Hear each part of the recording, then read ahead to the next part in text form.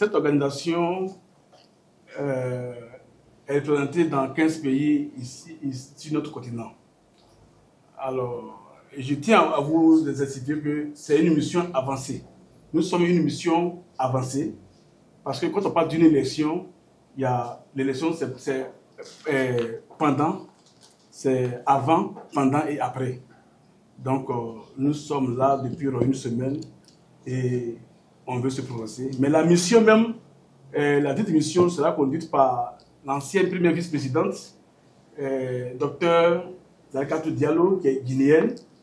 Elle est l'ancienne vice-présidente de l'Assemblée nationale de Guinée-Conakry et ancienne ministre de Guinée-Conakry. C'est elle qui va conduire cette mission au moment opportun, dans les jours à venir. Alors, cette organisation que nous sommes, la diaspora africaine en Europe, nous militons pour la paix et nous militons aussi sur la non-violence des élections sur notre continent. Alors, ceci étant, il était important pour nous d'être ici au Gabon pour pouvoir donner notre lecture. Parce que lorsque vous êtes hors des frontières du Gabon, vraiment, il y a un grand débat qui est toujours soulevé ici au Gabon. C'est normal, c'est ça aussi la démocratie. Chacun doit donner son opinion. Mais à la démocratie, il y a ce qu'on appelle des règles. Il y a des règles, il y a des codes, il y a la loi. Vous voyez, et puis il y a des institutions. Donc, on doit respecter les institutions d'une république. C'est très important. Vous voyez que nous, les Africains, la plupart ont fréquenté nos leaders, nos politiciens. Plein ont fréquenté en Europe. Mais ils respectent les institutions des pays européens.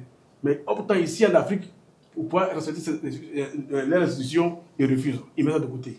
Alors, ce débat qui est né ici au Gabon est sur quoi? C'est sur la candidature des Gabonais qui souhaiteraient être candidats. Vous voyez, certains Gabonais souhaiteraient que le président de transition BRICS soit candidat. D'autres disent que non, qu'il n'a pas le droit d'être candidat. D'autres disent que non, que selon les premières heures qu'il a pris le pouvoir, il a demandé aussi, et enfin il a dit que non, qu'il ne serait pas candidat. Nous qui sommes sociétés civiles africaines, c'est de notre rôle de donner notre lecture, de notre point de vue sur ce débat qui est né ici et qui n'avance pas notre continent. Vous voyez? Alors, c'est pour cela que nous sommes là, aujourd'hui, d'abord, pour se prononcer sur ces choses-là. Nous ne sommes pas là pour dire X doit être candidat, X doit pas être candidat. Ce n'est pas de notre rôle. Nous sommes neutres. Ce n'est pas de notre rôle. Ni les Gabonais n'ont pas le droit de dire que X doit être candidat, X ne doit pas être candidat. Parce que le Gabon a des institutions. Et ces institutions-là, n'importe quelle personne peut dire qu'il est candidat. Je suis ivoirien. Je ne suis pas résident ici au Gabon. Je peux dire que non, que moi, Eba, que je suis, je veux être candidat. Et je peux prendre mes dossiers et déposer au ministère de l'Intérieur pour que le ministère de l'Intérieur puisse faire ça à la Cour constitutionnelle. Maintenant, c'est la Cour qui tranche. Et la Cour tranche sur quoi? Sur la base de la démocratie. Vous voyez? Et c'est sur ça qu'on détient. Après ça, maintenant, on dit qui va être candidat, qui ne va pas être candidat. Parce qu'on ne choisit pas l'adversaire politique. Vous voyez, même le président de la République de transition, M. Brice, n'a pas le droit, lui-même n'a pas le droit de dire il doit être candidat, il doit pas être candidat. Non, c'est pas possible. C'est une république, on doit respecter ces institutions-là. C'est pourquoi nous sommes là pour donner notre lecture sur ce débat qui est né ici et qui n'avance pas et qui freine les choses. C'est pas bien. Donc, sur ce, je vais laisser la parole à notre secrétaire permanente qui elle va se prononcer et elle va faire la lecture sur ce débat qui ne fait que n'avance pas et qui ne fait que n'avance pas. Donc c'est un peu ça. Des missions de la diaspora africaine en Europe, du groupe AGIP Europe-Afrique, de l'ONG Jeunesse sans frontières, de l'ONG Save the World et la société civile africaine au sujet du respect des institutions. Sensibilisation du peuple gabonais sur la validation des candidatures, la non-violence et le respect des institutions pour une élection apaisée. Le 30 août 2023, alors que le Gabon s'enfonçait dans une nouvelle crise post-électorale, le général Brice Clotaire Oligui Nguema, à la tête d'un comité de transition et la restauration des institutions CTRI, prenait le pouvoir à Libreville. Cette prise de pouvoir s'est opérée sans effusion de sang, sans aucune résistance et qui a été accueillie dans une liesse populaire, démontrant à la face du monde que le peuple gabonais l'a perçu comme un acte salutaire. Au-delà des condamnations de principe, la communauté internationale a salué le déroulement sans violence particulière de ce changement de régime et les efforts déployés par les militaires pour protéger les habitants du Gabon et pour préserver les biens de tous. Depuis cet événement, la République gabonaise, qui était l'un des rares pays en Afrique centrale à ne pas avoir connu de régime militaire, s'est retrouvée sous le feu des projecteurs internationaux. L'engagement d'un retour rapide à l'ordre constitutionnel exprimé par les militaires a été accueilli avec une très grande prudence et une trop grande méfiance en raison de la façon dont se prolongent plusieurs autres régimes militaires qui se sont emparés du pouvoir dans plusieurs autres pays du continent. La question essentielle dans toutes les chancelleries, dans toutes les organisations internationales et au sein de la société civile africaine était celle de savoir que vont faire les militaires qui sont arrivés au pouvoir à Libreville. Les organisations internationales de la diaspora africaine en Europe, du groupe Agir Europe-Afrique, de l'ONG Save the World, Sauver le monde, de l'ONG Jeunesse sans frontières et de la société civile africaine, qui suivent plusieurs années avec une attention particulière la vie politique gabonaise, n'était pas en reste de ces questionnements. Elles ont même redoublé d'attention dans leur suivi du déroulement de la vie politique de ce pays afin d'avoir leurs propres opinions et émettre leurs propres analyses. Aujourd'hui, les organisations internationales de la diaspora africaine en Europe, du groupe Agir Europe-Afrique, de l'ONG Save the World, Sauver le monde, de l'ONG Jeunesse sans frontières et de la société civile africaine font le constat de ce que les acteurs de la transition au Gabon sont à pied d'œuvre pour le retour à l'ordre constitutionnel dans ce pays le plus tôt possible.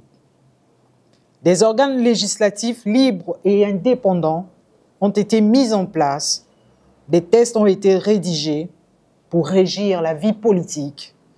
Une nouvelle constitution a été rédigée et soumise au peuple souverain qui l'a adoptée à plus de 91% lors du référendum du 16 septembre 2024 dernier, qui a vu, 16 novembre 2024 dernier, qui a vu la participation d'un record de 53% des électeurs. Son adoption est considérée comme une deuxième république gabonaise. La date de l'élection présidentielle, qui initialement prévue pour le mois d'août 2025, a été anticipée au 12 avril 2025 prochain. En tant que société civile africaine qui suit avec intérêt la vie politique dans la quasi-totalité des pays de notre continent, les organisations internationales de la diaspora africaine en Europe, du groupe Agir Europe-Afrique, de l'ONG Save the World, de la Jeunesse sans frontières et de la société civile africaine, tiennent à féliciter le Comité pour la transition et la restauration des institutions, CTRI, pour tous ces actes qui honorent la République gabonaise, mais au-delà, qui forcent le respect de l'Afrique. Dans cette atmosphère de fierté africaine, un débat s'est fait jour en République gabonaise, celui de la candidature ou non du général Brice Clotaire Oligui Nguema, président de la transition, à la prochaine élection présidentielle du 12 avril 2025 prochain. Certaines personnes exigent que le général Brice Clotaire Oligui Nguema ne soit pas candidat à cette élection, s'appuyant sur des déclarations faites dans les premières heures de la transition militaire.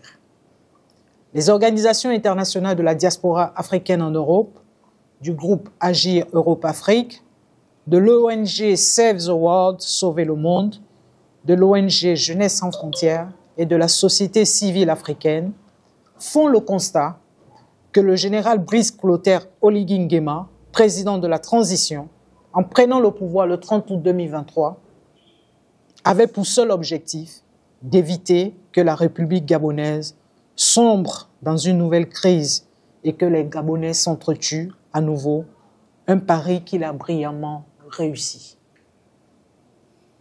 Mais son travail positif à la tête de l'État a forcé l'admiration des plus sceptiques, a rallié les plus réticents et a emmené de nombreux Gabonais à lui demander de se présenter à la prochaine élection présidentielle. Ils sont aujourd'hui en très grand nombre à appeler de tous leurs vœux cette candidature.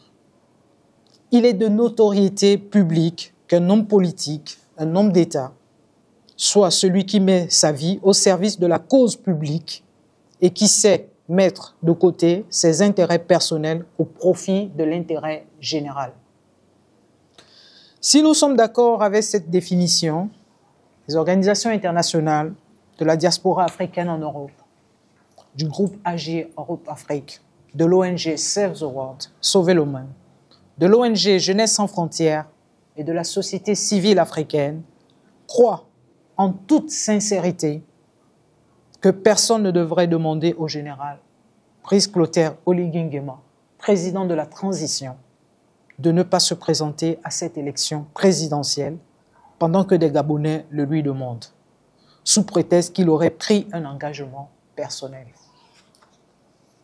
En épousant le métier des armes, le général Brice Clotaire Oligui Nguema, président de la transition, comme tout bon militaire, s'était engagé à servir la République et la personnalité qu'il incarne, notamment président de la transition. Le président de la transition, tant pour moi. Mais devant le risque que courait le peuple gabonais, le général Brice Clotaire Oligui Nguema a répondu à l'appel patriotique et le souci de voir son pays sombrer dans les abîmes des violences post-électorales en prenant l'initiative de démettre le président de la République qui avait été proclamé vainqueur des élections. Il n'avait pas été condamné pour cela. Au contraire, il avait été acclamé par tous.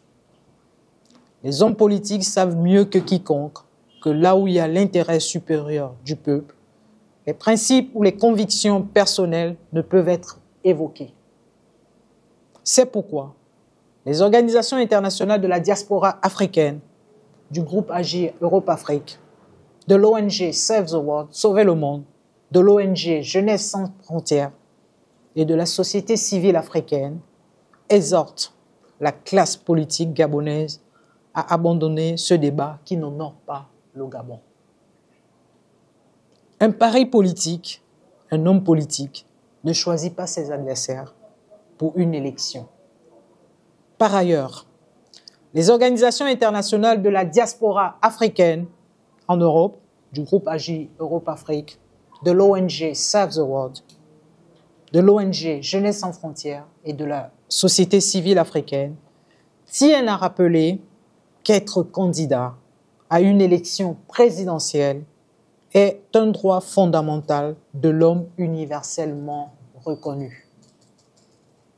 En effet, l'article 13 de la Charte africaine des droits de l'homme et des peuples, en reprenant l'article 21 de la Charte des Nations unies pour les droits de l'homme, énonce à son alinéa 1, et je cite, « Tous les citoyens, je dis bien tous les citoyens, ont le droit de participer librement à la direction des affaires publiques de leur pays. » Et à son alinéa 2, « Tous les citoyens ont également le droit d'accéder aux fonctions publiques de leur pays. » Pour les organisations internationales de la diaspora africaine, en Europe du groupe AG Europe-Afrique, de l'ONG Save the World, de l'ONG Jeunesse sans frontières et de la société civile africaine, vouloir coûte que coûte exclure le général Brice Clotaire Oligui Nguema de l'élection présidentielle est une atteinte grave à son droit fondamental, universellement reconnu, de participer à la vie publique de son pays. Que lui-même décide librement de ne pas être candidat est acceptable, mais que des forces endogènes ou exogènes s'obstinent à l'en empêcher est une violation flagrante de ses droits. Au surplus, que le général Brice Clotaire Oligui Nguema accepte d'être candidat ne fait pas automatiquement de lui un candidat validé, encore moins un président élu. Cette candidature sera analysée par l'organe habilité qui aura la latitude de valider ou de la rejeter s'il estime que certaines conditions ne sont pas remplies.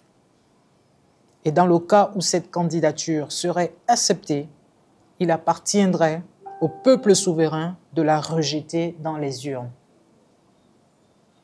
Comme on le voit, plusieurs voies existent pour ne pas permettre au général Brice Clotaire Oligui Nguema, président de la transition, d'être élu à la tête de l'État s'il venait à se décider à être candidat.